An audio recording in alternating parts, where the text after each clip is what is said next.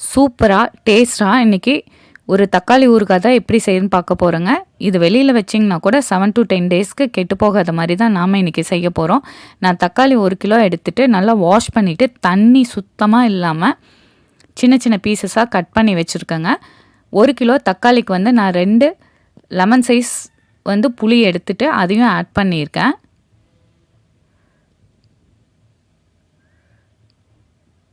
$50 gram உப்பு add பண்ணிக்கலாங்க.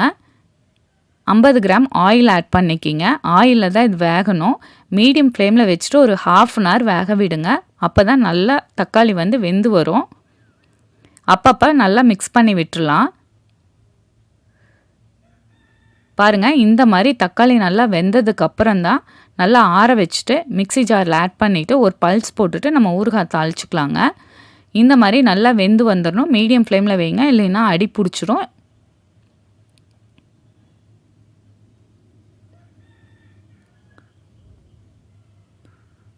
பாருங்கள், நல்லா ஆறுனதுக்கப்புறம் இதை நான் மிக்ஸி ஜாரில் ஆட் பண்ணுறேன். இது சப்பாத்திக்கு, ப்ரெட்டுக்கு, இட்லி, தோசை எல்லாத்துக்குமே சூப்பராக இருக்குங்க. தயிர் சாதத்துக்கு எல்லாம் மிக்ஸி ஜாரில் ஆட் பண்ணிவிட்டு ஒரு பல்ஸ் மட்டும் போட்டு இந்த மாதிரி கொஞ்சம் அரைச்சி எடுத்துக்கலாங்க. இப்போ ஒரு பேன் வச்சுட்டு 100 கிராம் நல்லெண்ணெய் ஆட் பண்ணிக்கிங்க. கடுகு போட்டுக்கலாம். கடுகு பொரிஞ்சதுக்கப்புறம் நான் ஒரு 5 பூண்டும் கருவேப்பிலை 2 கொத்து ஆட் பண்ணியிருக்கேங்க. லோ ஃப்ளேமில் வச்சுக்கோங்க. பூண்டு வந்து லைட்டாக செவந்ததுக்கப்புறம் நீங்கள் அடுப்பை ஆஃப் பண்ணிவிட்டு காரத்துக்கு தகுந்த மாதிரி சில்லி பவுடர் ஆட் பண்ணிக்கிங்க. வெந்தயமும் கடுகும் நான் வறுத்துட்டு 1 ஸ்பூன் ஆட் பண்ணுறேங்க. இதில் அதையும் நல்லா மிக்ஸ் பண்ணி விட்டுட்டு நம்ம அரைச்சி வச்ச தக்காளி பேஸ்ட்டை ஆட் பண்ணிவிட்டு அதுக்கப்புறம் நீங்கள் அடுப்பை ஆன் பண்ணிக்கலாம்.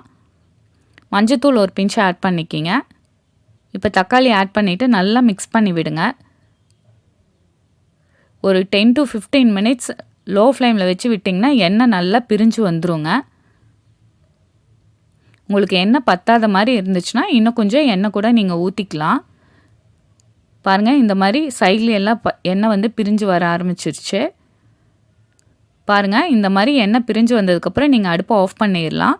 நல்லா ஆற வச்சுட்டு ஏர்டைட் கண்டெய்னரில் ஸ்டோர் பண்ணி வச்சுக்கோங்க. கண்டிப்பாக தண்ணி படாமல் வச்சுக்கோங்க. அப்போ தான் கெடாமல் இருக்கும். இந்த சூப்பரான தக்காளி ஊறுகாயை கண்டிப்பாக உங்கள் வீட்டில் ட்ரை பண்ணி பாருங்கள். இப்போ தக்காளி சீசன் தானே, அதனால் ட்ரை பண்ணி பாருங்கள். என்னுடைய channel Sai Aarthi's vlog like பண்ணுங்கள், ஷேர் பண்ணுங்கள், சப்ஸ்கிரைப் பண்ணுங்கள்.